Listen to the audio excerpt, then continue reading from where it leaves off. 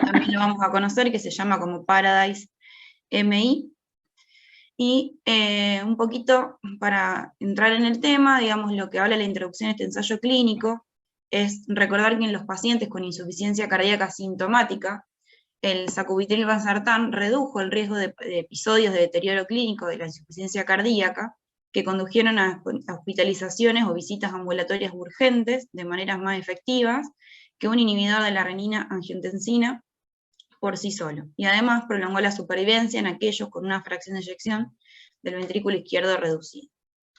Entonces, lo que propone como hipótesis este ensayo clínico es que el tratamiento con sacubitril/valsartán da lugar a una menor incidencia de muerte por causas cardiovasculares o insuficiencia cardíaca sintomática que el ramipril, cuando se inicia poco después de un infarto agudo de miocardio en pacientes sin insuficiencia cardíaca previa, pero con una fracción de eyección ventricular izquierda reducida, congestión pulmonar transitoria o ambas condiciones.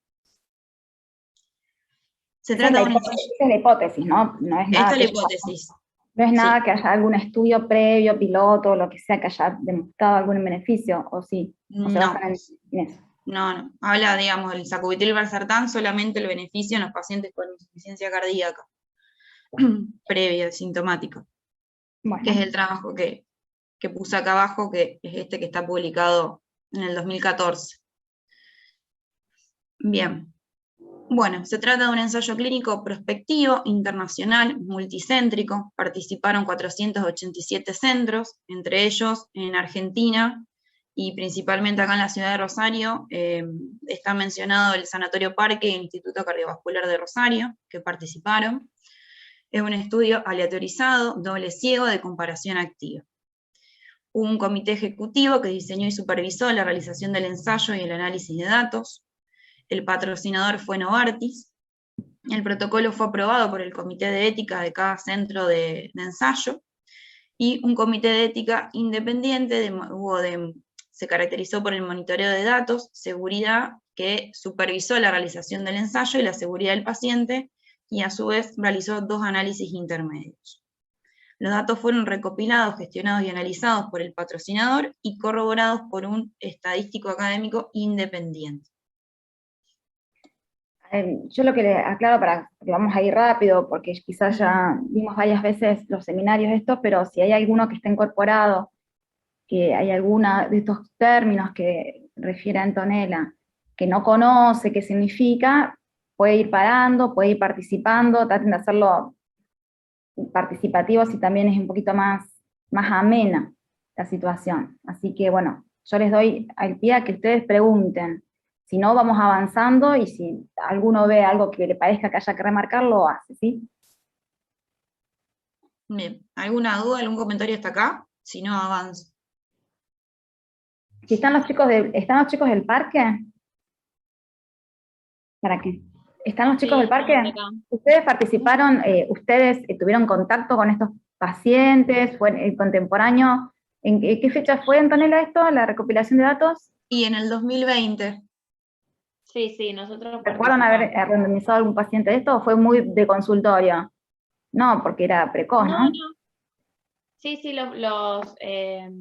los veíamos nosotros los pacientes, o sea, a partir de que ingresaban a coronaria, si entraban en el ensayo, ya se randomizaban ahí. Bien. Bueno, entonces lo deben tener más palpable el protocolo. Bien. Bueno, los criterios de inclusión del ensayo clínico fueron pacientes masculinos o femeninos mayores de 18 años, que tengan el consentimiento informado, y que presenten el diagnóstico de infarto agudo de miocardio con la aleatorización entre las 12 horas y 7 días después de la presentación del evento índice. Acá lo que no se incluían eran los de infarto tipo 2, el vasoespasmo con coronaria sin lesiones geográficamente significativas, o los casos de Takotsubo. Y otro criterio de inclusión es la evidencia de la disfunción sistólica del ventrículo izquierdo y o congestión pulmonar asociada con el evento índice del infarto agudo de miocardio, definido como la fracción de eyección menor o igual al 40% después del infarto y antes de la aleatorización, y o la congestión pulmonar que haya requerido tratamiento endovenoso con diuréticos, vasodilatadores, vasopresores y o inotrópicos durante la hospitalización del evento índice. Además, debían tener al menos uno de los siguientes 8 factores de riesgo, que sean mayores de 70 años, que tengan una tasa de filtrado glomerular menor a 70, presencia de diabetes, antecedentes documentados de infarto de miocardio previo, fibrilación auricular que haya sido evidenciada por electrocardiograma asociada al evento índice, fracción de eyección menor al 30% asociada al evento índice, KILIP 3 o 4 asociado al evento índice que haya requerido tratamiento endovenoso, infarto agudo de miocardio sin terapia de reperfusión dentro de las primeras 24 horas después de la presentación, y que el paciente esté hemodinámicamente estable. Acá, para un poquitito. Volví a la diapo anterior, a ver. ¿Por qué creen ustedes que incluyen esta población de pacientes? Infarto, sabemos que lo quieren comparar en el infarto, pero con fracción de eyección menor al 40 o con los signos de congestión. Es sencillo preguntar eso. Porque son en los pacientes en los que indicarían un IECA. Porque no todo infarto se le administra, se le tiene indicación de un IECA, por lo menos clase 1, ¿no?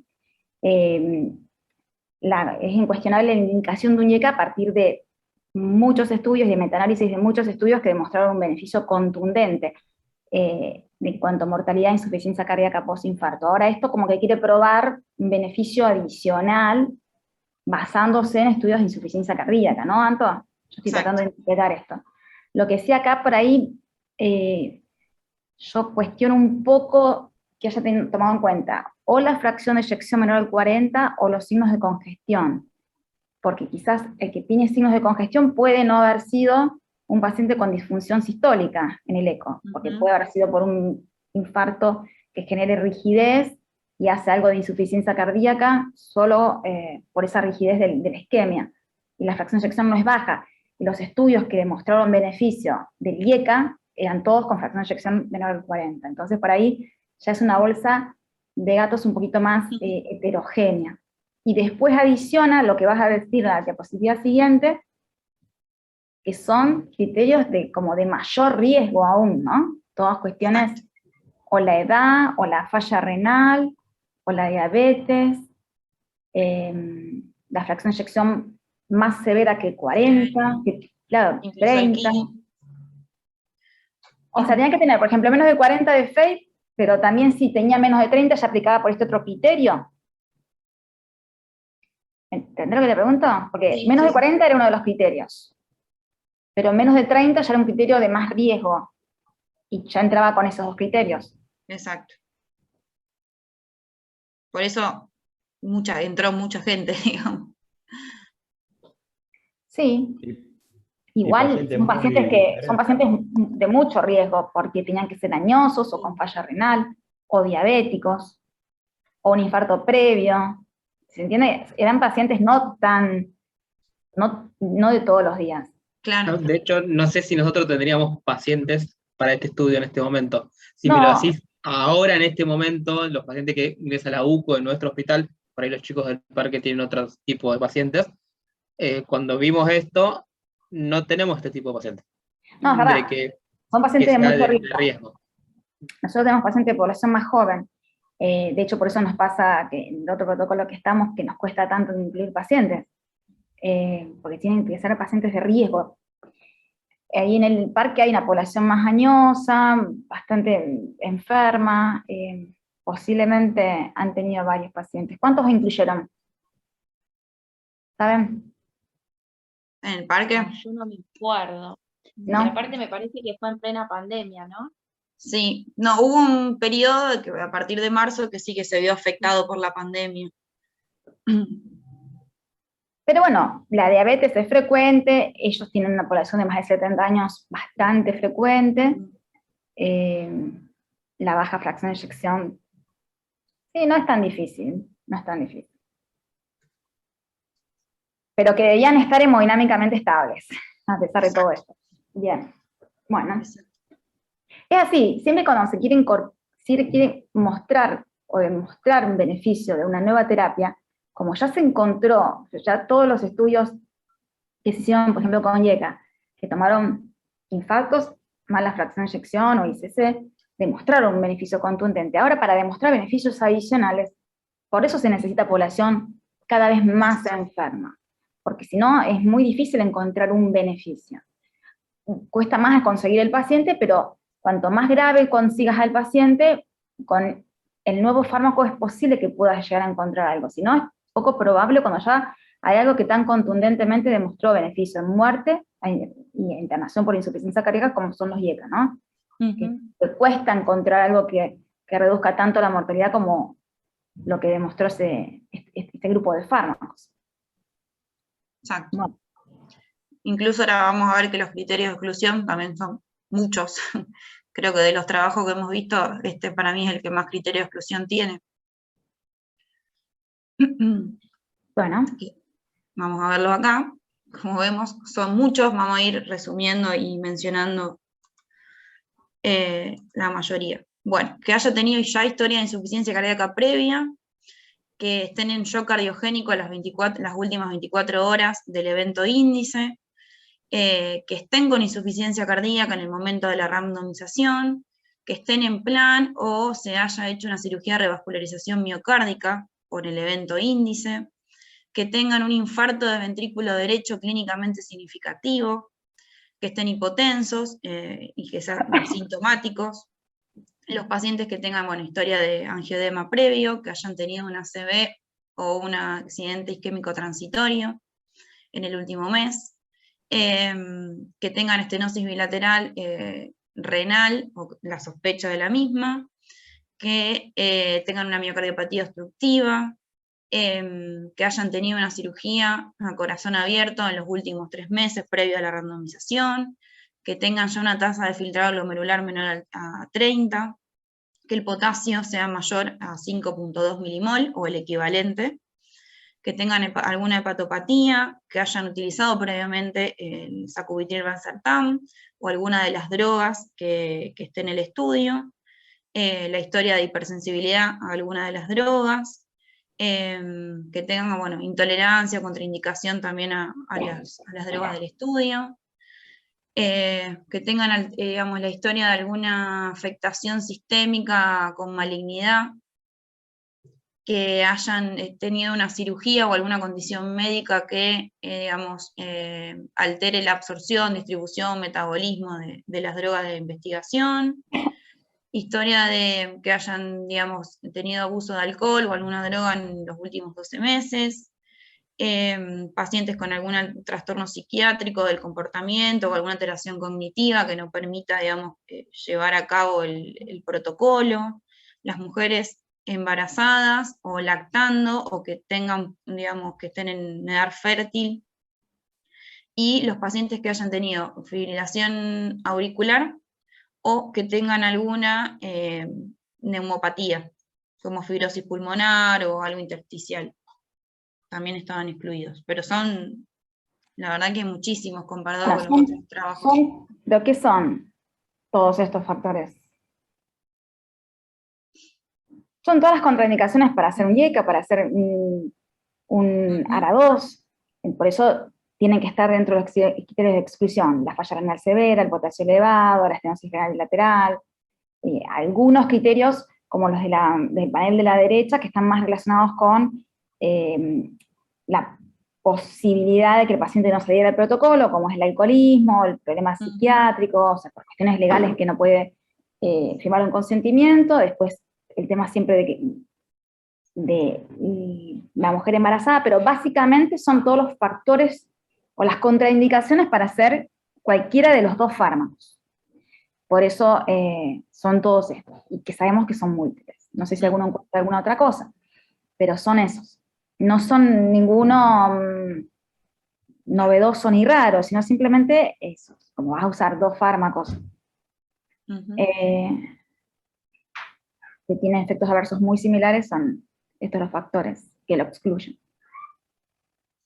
Lo que sí no estoy pensando, esto último, pero el punto 27 de la fibrosis pulmonar, pero bueno, habla de una patología respiratoria severa, Sí, más que nada Ahora, porque hay pacientes vírgenes de cualquier otra cosa, más que nada me sí, imagino el que tema por de eso. la congestión pulmonar era evaluado o por radiografía o por el eco pulmonar, y yo creo que también porque son patologías que Claro, que se pueden también da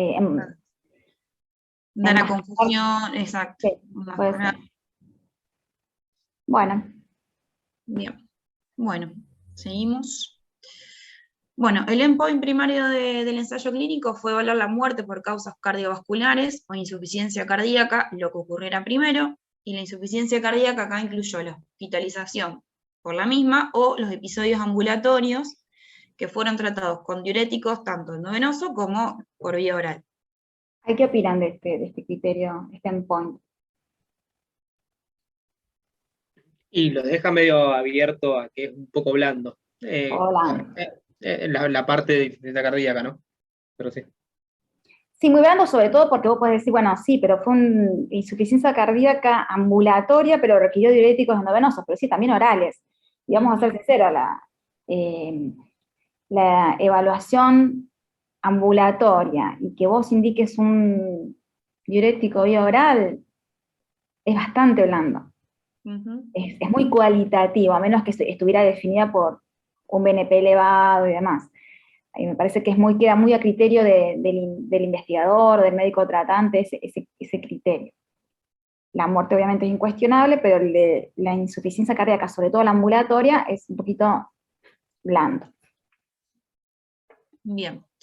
Y los endpoints secundarios que fueron compuestos, uno es muerte por causas cardiovasculares u hospitalización por insuficiencia cardíaca, hospitalización por insuficiencia cardíaca o un episodio ambulatorio de insuficiencia cardíaca sintomática, muerte por causas cardiovasculares, infarto de miocardio no fatal o accidente cerebrovascular no fatal, y número total de eventos cardiovasculares no fatales, como las hospitalizaciones por la insuficiencia cardíaca, el infarto o el accidente cerebrovascular. No sé si hay algún Mira que los comentario. mezcla, los empieza a mezclar un poco para... Sí. Estaban preespecificados, porque a veces cuando están preespecificados, a veces se diseña el protocolo también para que el tamaño muestral esté adecuado a ellos. No sé si en este o en alguna otra cosa que leyera, pero a veces si el endpoint secundario dice que está preespecificado y que el tamaño de muestra también se diseña para ellos, pueden servir, pero no, me parece que en este caso no era. En realidad está impulsado por los eventos, digamos, Bien. el ensayo. Bien, bueno. Entonces, se asignaron al azar, se hizo una aleatorización 1 a 1, a doble ciego, pacientes recibieron el sacubitril/valsartán a dosis objetivo de 200 miligramos 2 veces al día, y el otro grupo recibió ramipril a dosis objetivo de 5 miligramos 2 veces al día durante la duración del estudio. La aleatorización se planificó no antes de las 12 horas y no más de los 7 días después de la presentación del infarto, y se utilizó como tecnología de respuesta interactiva, que estratificó, digamos, según la región geográfica y el tipo de infarto, con elevación del ST o sin elevación del ST. Y el tratamiento con IECA o ARA2 que hacían los pacientes se interrumpió en la aleatorización, si es que lo hacían. Esto de la aleatorización, o sea, que se planifica entre las 12 horas y los 7 días, también es como que extrapola dónde se dio beneficio en aquellos estudios que demostraron el beneficio del IECA. Que hubo algunos estudios que se iniciaba el IECA precozmente, siempre evitando las primeras horas por los riesgos de hipotensión en los pacientes que pueden estar con alguna inestabilidad ahí latente, pero no después del alta. Entonces se vio que en esos pacientes que se iniciaban entre las 12 horas y los 7 días, hubo más beneficios que los que se iniciaban después. A partir de ahí como que queda que la iniciación tiene que ser precoz. Y por eso se toma eso como el mejor tratamiento y así se diseña el estudio. Y acá el tema de que se suspende el IECA o el ARA2. Bien. Bien. Bueno, entonces los investigadores contaban con el ramipril en 3 dosis de 1,25 miligramos, 2,5 miligramos, 5 miligramos, y sacubitril/valsartán también en 3 dosis, en 3 presentaciones distintas. Había 3 niveles de dosis para llegar. El nivel 1, que era 50 miligramos de sacubitril/valsartán y ramipril 1,25 miligramos, la dosis mínima, Una dosis intermedia, que era el nivel 2, 100 miligramos de sacubitril/valsartán y 2,5 de Ramiprid. Y el nivel 3, que era 200 miligramos de sacubitril/valsartán y 5 miligramos de Ramiprid. El objetivo era llegar al nivel 3 dentro de las 2 semanas posteriores a la aleatorización, pero, digamos, se permitió una titulación ascendente más lenta para gestionar la seguridad y la tolerabilidad del paciente. Aquellos que no toleraban el nivel 3, se le permitió permanecer en el nivel 1 o nivel 2 como dosis de mantenimiento.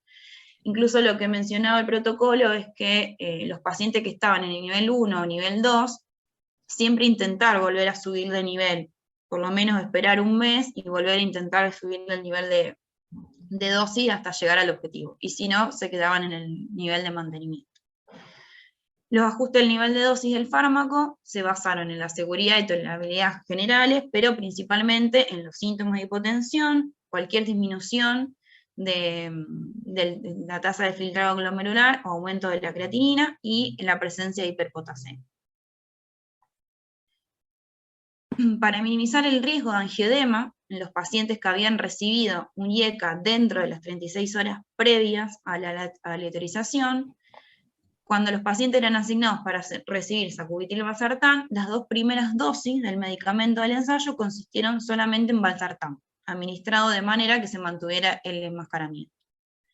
Y en los pacientes aleatorizados para recibir Ramipril, que ya venían tratados con IECA en las últimas 36 horas, comenzaban inmediatamente con el Ramipril.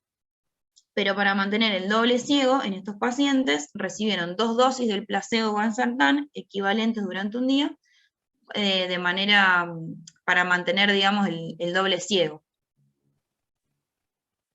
No sé si hay alguna duda o algo hasta acá. No. Bien. La visita 101 fue la que se consideró como referencia para todas las visitas del estudio durante la época de tratamiento. Como vemos acá está el esquema que nombra el protocolo, digamos, qué hacer en cada visita. Las evaluaciones fueron programadas para las semanas 1, 2 y 4, los meses 2 y 4 y cada 4 meses a partir de ese entonces. Bien, vamos a pasar entonces ahora un poco al análisis estadístico. Se determinaron que 708 eventos de resultado primario proporcionarían al ensayo un poder estadístico del 80% para detectar un hazard ratio de 0,81 para el resultado compuesto primario en un análisis de tiempo hasta el evento, con el error alfa bilateral de 0,05.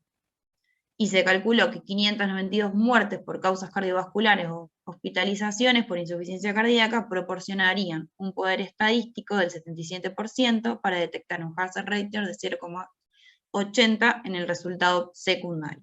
Es a esto que me refiero. Ahí ellos estiman el poder estadístico para el endpoint secundario. Entonces ese endpoint secundario tiene más valor que cuando no se analiza previamente. No se calcula, en este caso se calculó cuántas muertes se necesitaba.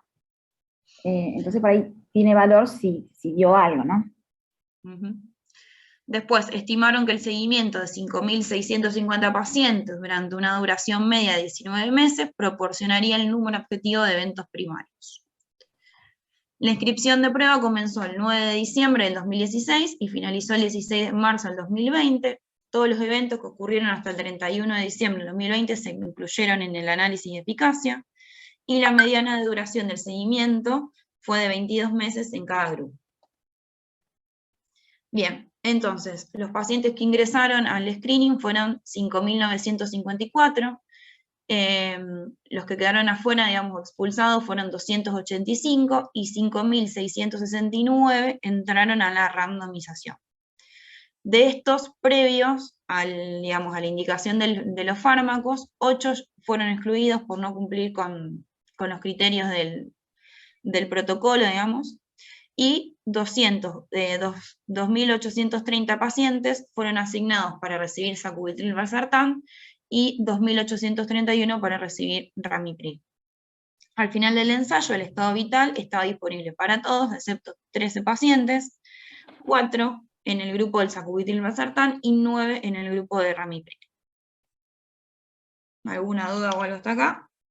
Eso último lo que refleja que hubo poca pérdida de pacientes en el seguimiento, de que fue bien conducido el estudio, que usaron todas las estrategias para saber el estado de los pacientes. A veces es muy difícil que los pacientes acudan a las consultas, las visitas. Entonces, bueno, que tener tan baja pérdida es muy bueno. Bien. Bueno, las características basales de la población, digamos, en los dos grupos, tanto los que recibieron sacubitril/valsartán como ramipril, no hubo grandes diferencias, fueron bastante parejas. La edad media fue de 64 años, el 24... ¿Qué garantiza eso? ¿Por qué no ha dado diferencia eso? ¿Cómo? No te escuché, Cari. ¿Por qué no dio diferencia? ¿Por qué no diferencian las características basales? Es una pregunta muy sencilla, muy obvia. Buscar que ambas poblaciones sean iguales para que los resultados no sean consecuencia de una diferencia de la ¿Pero misma. qué estrategia logra eso del estudio? Que sea aleatorizado. Que al azar los pacientes se vayan para un grupo y para el otro, y que sea una gran población de pacientes, ¿entienden? Eso es lo que consigue la aleatorización, o sea, el tirar la moneda para arriba y ver a qué grupo cae, que eso se hace con una máquina hoy en día, logra eso, que en una población tan amplia de pacientes, fíjense que los grupos terminan siendo iguales. Terminan siendo iguales. Era una pregunta sencilla. Pero bueno, eso es lo que logra. Los sistemas también están organizados para ir metiendo en los grupos, por ejemplo, tantas mujeres para un lado, también pasa eso, ¿no?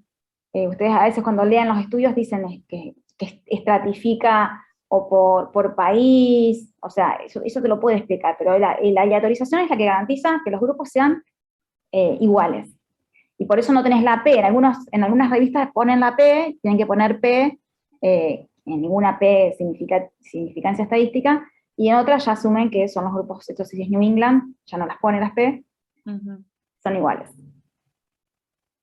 Bien, bueno, la edad media fue de 64 años, el sexo femenino corresponde al 23% aproximadamente, después predominó la raza blanca en el 75% de los casos, la población más grande fue la europea, la fracción de eyección, el valor medio era del 36, digamos menor o igual al 40%, después el 53% de los pacientes tenía congestión pulmonar, el 50% de los pacientes presentaba uno o más de los factores de riesgo que mencionamos antes.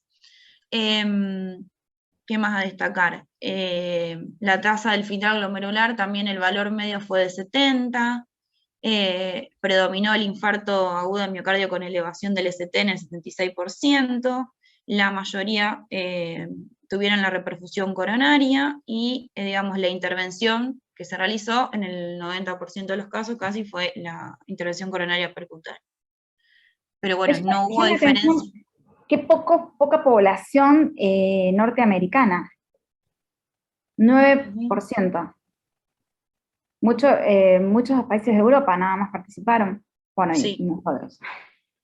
Y América Latina, pero 12%, pero muy poca intervención de Norteamérica, que habitualmente hay más en todos estos trabajos multicéntricos. Bien.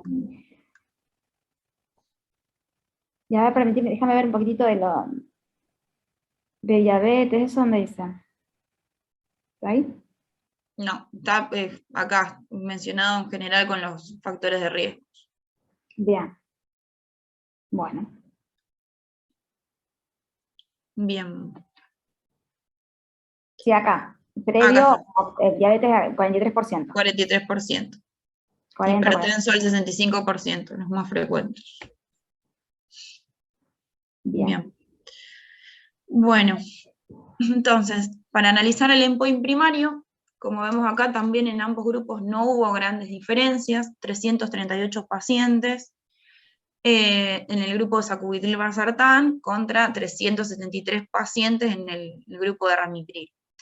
Esto da una hazard ratio de 0,90, digamos, con un valor de P no estadísticamente significativo. Incluso en el Ya cuando analiza las otras variables, la P, como dijiste vos, Karin, ni la menciona, pero no hubo diferencias en ambos grupos. Sí, acá claramente ustedes se tienen que dar cuenta cuando el intervalo de confianza, que acá parece como que lo reduce, 0,9, pero si vos ves que el intervalo de confianza incluye el 1, no hay diferencias. Incluso la P te lo reconfirma, digamos, el valor de P. Y respecto al, bueno, también acá esto se ve reflejado en la curva de Kaplan-Meier, en donde tampoco, digamos, hubo grandes diferencias en la separación de las curvas. Vos tenés que decir directamente que no hubo diferencias estadísticamente significativas. Significativas. Lo que es esa P que no da es que no es estadísticamente significativo. Para hablar precisamente. Bien, y en los endpoints secundarios, lo mismo, tampoco hubo resultados estadísticamente significativos. Como vemos, los intervalos de confianza todos tocan el 1, así que ni siquiera menciona el valor de la P. No sé si quieren que profundicemos algo más, pero bueno, estaban bien descritos los endpoints secundarios y bueno, se vio que no hay diferencias. No hubo con qué darle ramipril. Nada. Ramipril igual, por otro lado, ahí lo fraccionan cada 12 horas, pero ramipril se da una vez al día. Por ahí para enmascararlo. Lo daban 2 veces al día. Eso igual no lo encontré en el protocolo descripto. Si daban por ejemplo, cuando vos hacías la dosis máxima de 5 miligramos, si dabas un placebo a la mañana y el otro a la noche, o cómo era, no estaba, por lo menos no lo encontré. Pero bueno, eran 2 veces al día, así que asumí que sí. Habitualmente estos estudios, no sé, los chicos si ellos han suministrado, habitualmente das la droga activa de uno y el placebo del otro, así que le terminás dando posiblemente 2 comprimidos a la mañana y 2 a la noche, a menos que sean exactamente iguales. No sé cómo era este protocolo, si el comprimido era exactamente igual, quizás por eso le daban también el ramipril a la noche. No sé, ¿ustedes llegaron a administrar al paciente cuando estaba internado la medicación o lo hacían los investigadores nomás? No, nosotros no participamos de eso. Claro, hacen los investigadores. Bueno, por eso a veces depende del protocolo. Lo más frecuente es que vos des el activo de uno y el placebo del otro, y el paciente toma 2, no sabe cuál está tomando realmente. Entonces tendría que tomar a la mañana y a la noche. Otra opción es que hayan sido idénticos los comprimidos, y o le daban el sacubitril valsartán o le daban el ramipril, por eso le daban también a la noche cuando le daban ramipril. Pero bueno, esto depende mucho del sponsor, de cómo se diseñan los protocolos. Sí, porque te mencionan las 3 presentaciones, vos tenías la de 2,5, que podrían haber hecho 2,5 cada 12, pero estaba la de 5 miligramos, así que si eran 2 veces al día, supongo que una era el placebo. Bien. Bueno. En estos protocolos también es muy importante, estos protocolos que son para que los pacientes se lleven a la casa el blister con los medicamentos, es muy importante ver la adherencia del paciente al tratamiento también, porque ustedes qué saben, cuando el paciente se va a la casa, ¿qué hace? ¿Lo toma, no lo toma? Y también es cómo está diseñado el protocolo. A nosotros nos ha tocado a veces que el paciente tenía que venir con los blisters, que eran grandes así, pero tendría que traer vacío. Entonces, tranquilamente el paciente podía no tomar nada y vaciarlos y traerte el blister. Pero de alguna forma de vos corroborar si lo había tomado era que contabilizaras que tenía todos los agujeritos. Es muy difícil en los protocolos ambulatorios esto, evaluar la adherencia del paciente. Aunque uno está tan encima de los pacientes, cuando entra en un protocolo, que los pacientes cumplen. Pero también mucho depende del medio, ¿no? Nosotros nos ha pasado que hemos tenido que ir a buscar a los pacientes y tenían los fármacos tirados por cualquier lado, tienen otros problemas. Pero bueno, en estos protocolos ambulatorios es complicado. Cuando uno está internado y la comparación son drogas endovenosas o tratamientos en agudo, es una cosa. En estos pacientes es distinta la evaluación. Es distinta la Sí, evaluación. era como que en el protocolo mencionaba de que por lo menos estar en contacto 30 días con el paciente posterior al inicio del protocolo, y después estaban las visitas programadas, pero bueno, obviamente si el paciente no cumplía, tratar de programársela lo antes posible. Seguro. Ujú. Bien. Y eso uno lo hace más que nada también porque los que controlan a los investigadores son muy severos cuando uno no cumple con esas cuestiones, con las visitas pactadas con los pacientes. Uno se desvía de las ventanas de tiempo y los momentos en los que hay que controlarlos son, está mal visto el centro, pueden suspender el centro, sacarlo del protocolo, entonces por eso también se es muy estricto. Bueno, sigamos. Bien. Bueno, en el análisis por su grupo, a grandes rasgos, tampoco hubo grandes diferencias entre ambos grupos. Sí, particularmente, ¿Ustedes por entienden, ejemplo, Catalita, los cuadraditos, las rayitas, eso lo entienden? ¿Qué significa? Cuanto más grande es el cuadradito, o cuanto más amplia es esa línea, ¿qué significa? Díganme sí o no. Yo no. Por ejemplo, tomemos uno. Este caso, comparado con esto habla del tamaño de la muestra, es decir, cuántos pacientes están en este grupo. Acá sería más de un factor de riesgo. Muchos más pacientes tenían más de un factor de riesgo, y muchos menos, como en este caso, tienen menos de un factor de riesgo. Lo que te habla entonces el cuadradito es del tamaño de la muestra de ese subgrupo que está analizando. Y lo que te habla la raya esta alargada es del intervalo de confianza. Entonces, cuanto más amplio es ese intervalo de confianza, y cuanto más, significa que hay más desvío desde la media, y cuando te cruza la línea esta vertical, la media, te está diciendo que no hay diferencia. Lo ideal sería que si vos buscás beneficio de un tratamiento, es que tenga un cuadrado bien grande y que esté lo más alejado de la línea vertical. Por ejemplo, en este caso, casi que los que tenían más factores de riesgo tenían beneficios a favor de lo que ven abajo, sacubitril o valsartán. No lo logran encontrar, y por eso acá, ustedes no están viendo mi flecha. No, estoy marcando yo un poco. Claro, la que estoy marcando yo. Casi que eso les da diferencia, pero no, fíjense, porque tocan la raya vertical.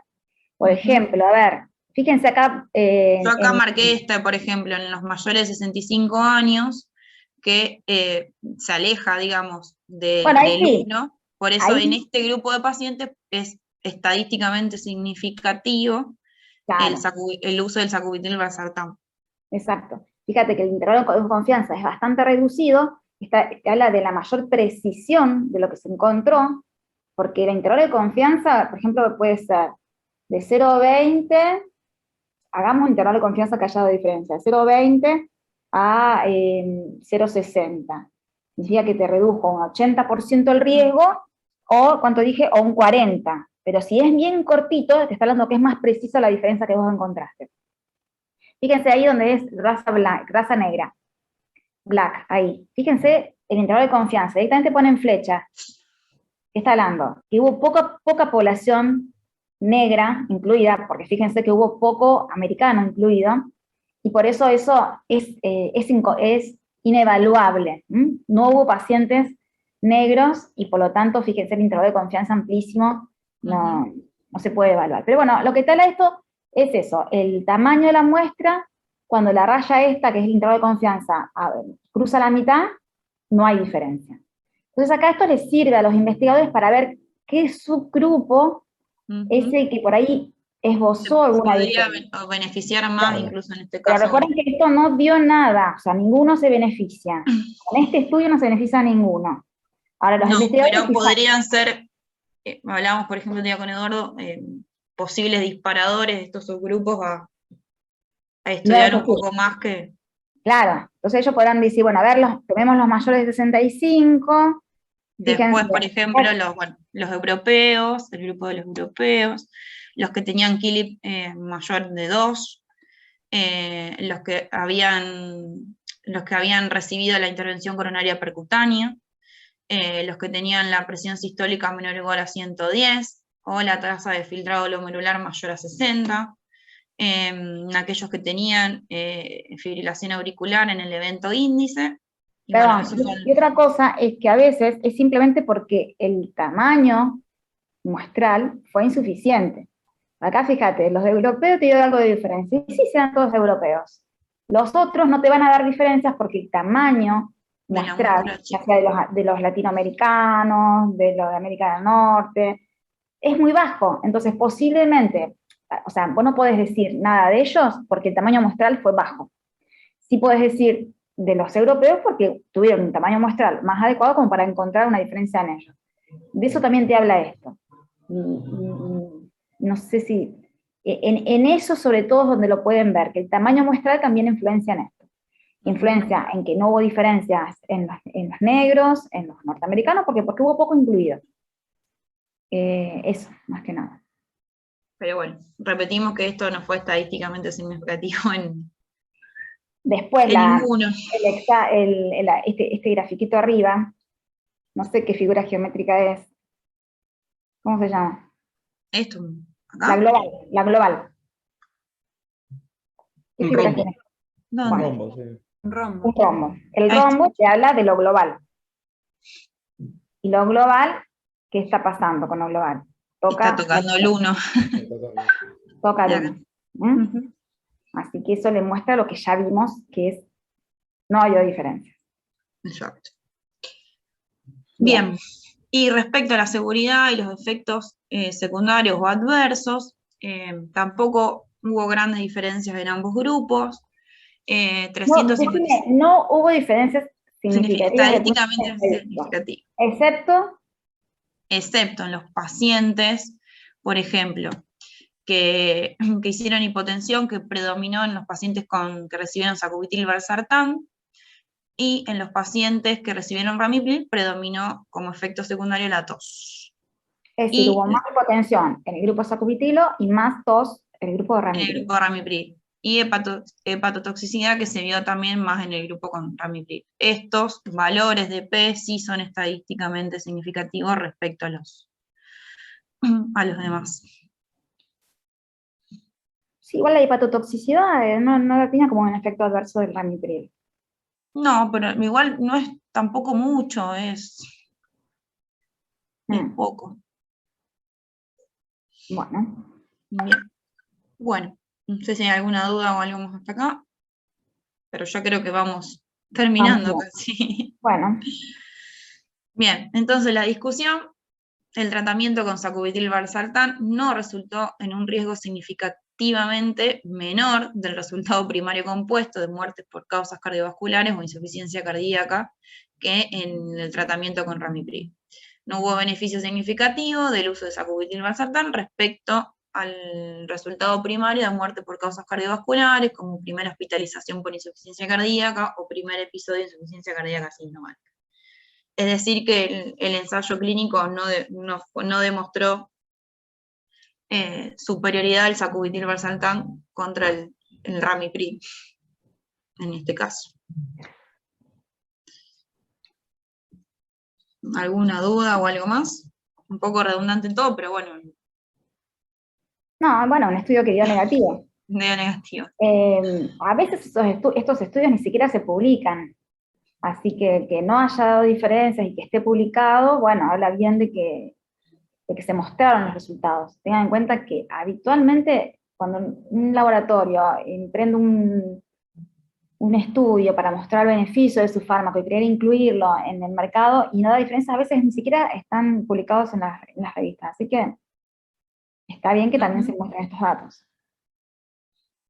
Sí. Porque Novartis también, bueno, fue uno de los que impulsó los otros trabajos anteriores en la insuficiencia cardíaca. Igualmente, no sé si, yo no leí la discusión, pero en la discusión ellos posiblemente empiezan a elucubrar en qué subgrupo podría haber un beneficio y posiblemente puedan llegar a diseñar algún estudio distinto. Por ejemplo, acá se incluyeron con supra y sin supra. Quizás se diseña un estudio con un tamaño muestral adecuado para evaluar un beneficio en pacientes con elevación del cemento CT, con fracción de eyección menor al 40, o quizás menor al 35, con estos criterios de mayor riesgo, a lo mejor encuentren beneficio. Acá para mí fue muy amplio La población. la población, y fíjense que con las troponínas ultrasensibles actuales hay un montón de pacientes que tienen criterios de infartos y no son los infartos tradicionales que demostraron beneficios con los IECAS, por ejemplo. Entonces me parece que es una población diferente, y quizás afinando un poco en los criterios, cambiando la población, bueno, a lo mejor, bueno, por ahora mejor que no haya que administrarle algo tan costoso también a los infartos. Sí, Se puede vos seguir. sabés que igualmente ya habían, porque obviamente salió publicado este estudio, pero estos pacientes, por más que tienen un seguimiento de 36 meses, obviamente después van a seguir, van a hacer seguimiento, porque de hecho vi una prepublicación del seguimiento a más largo plazo y creo que ahí les empezó a dar un poco mejor. Es lo que suele pasar con estos estudios. Con el IECAS el beneficio se vio enseguida, de mortalidad. Por ejemplo, con todos los IECAS, hubo estudios EASY, GC, Consensus, AIRE, un montón, con distintos IECAS. Y los beneficios se los veían rápidamente. Pero es verdad que, ¿qué pasa con estas situaciones? Cuando no se encuentra un beneficio significativo desde el punto de vista estadístico, vimos que había una tendencia, se empiezan a seguir en el tiempo, y bueno, y a veces ha pasado con un montón de estudios, que a 5 años hay diferencias, pero bueno, a 5 años... Sí, yo creo que va a ser un disparador este ensayo clínico. No, pero no va a ser la primera vez que después te dicen, bueno, a los 2 años no dio, a los 5 años dio. Y bueno, y te cambian las guías y te lo meten con indicación. Sí, pasa. Vamos a esperar. Hoy no lo tenemos que indicar. Bien. No sé si esta publicación es algún estudio ya terminado, Edu. No es un estudio terminado. Y cuando lo vean, como discusiones, claro, sí. Analicemos qué es lo que dio. ¿Qué les dio? ¿Muerte o les dio ICC? Y esa ICC que dijimos que estaba media blanda. Ojo, que no les vendan un buzón. No compren cualquier cosa. Fijémonos, analicemos también eso después. Me parece bien analizarlo. ¿Pero qué dio? Porque recuerden que estos endpoints combinados son medios tramposos, en que te dice muerte o insuficiencia cardíaca. Pero bueno, ¿es muerte o insuficiencia cardíaca? Cuando vos después ves que es todo a expensas de insuficiencia cardíaca, y quizás la insuficiencia cardíaca ambulatoria, que solo le indicaron una furosemida vía oral, y yo no sé. Si los costos ya son distintos, quizás sí. Si no, no sé. Tendrás que mostrar algo más contundente para... Vamos a tener que demostrárselo a las obras sociales para que te lo autoricen también. ¿Entendés? Por eso, pero bueno, ojalá que haya más beneficios, que los pacientes se mueran menos, que se internen menos por insuficiencia cardíaca, pero que sea contundente. Vamos a ver. Después mostrarlo si viste algo, Edu, nuevo. Dale, perfecto, que lo encuentro bien diseñado. Dale, a ver qué están diciendo. Porque seguro que van a querer demostrar que hay algo, seguro, quédate tranquilo. Pero bueno, que lo demuestren y lo compramos. Bien, perfecto. Bueno, vamos a ir terminando con el análisis del cuestionario CASPER. La primera pregunta, ¿se orienta el ensayo a una pregunta claramente definida? Sí. ¿Fue aleatoria la asignación de los pacientes a los tratamientos? También sí. ¿Y fueron adecuadamente considerados hasta el final del estudio todos los pacientes que entraron en él? Sí. Después, para seguir, ¿se mantuvo el cegamiento? Sí. ¿Fueron similares los grupos del comienzo del ensayo? Como habíamos dicho también, sí. Al margen de la intervención del estudio, los grupos fueron tratados de igual modo. Sí. Y bueno, acá, ¿cuáles son los resultados? ¿Es muy grande el efecto del tratamiento? Por supuesto que no, por lo que hemos visto. Y recordemos que todos los valores daban no estadísticamente significativos. Para ir terminando, puede aplicarse estos resultados en tu medio o población local, como habíamos charlado anteriormente, no, por lo menos en nuestro hospital. ¿Se tuvieron en cuenta todos los resultados de importancia clínica? Sí, y los beneficios a obtener justifican los riesgos y los costos, por supuesto que no. en este caso. Bueno, Y bueno, bárbaro. Son muy prolijos estos y son muy claros. Ujú. Hay otro tipo de protocolos de estudios que son para más debate, pero los farmacológicos son más sencillos. ¿Alguien quiere opinar algo, hacer algún aporte? No, creo que está bastante. A ver, si bien no dio y cuando uno lee un trabajo que, a ver, quiere o no quiere que dé para bien, como decir, hice un trabajo totalmente al cohete, de que no hay diferencia, pero está bueno saberlo también y está bueno que está muy bien diseñado, o sea, está bien hecho y el estar bien hecho te permitió decir, bueno, en este caso no da diferencia, entonces es un buen estudio que no dio diferencia. No hay diferencia, pero como vos dijiste, no te extraña que la encuentren a futuro. Vamos a ver qué tan importante es esa diferencia, y cuando analicemos qué de todos los aspectos de este endpoint primario combinado es el que mueve la vara, ¿no? Para ver la significancia clínica que tiene eso.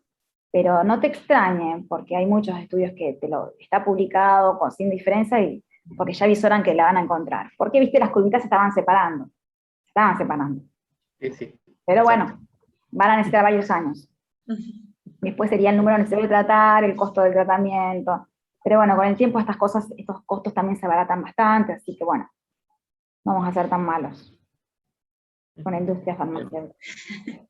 Bueno, nos vemos mañana, chicos, suerte. Bueno, gracias.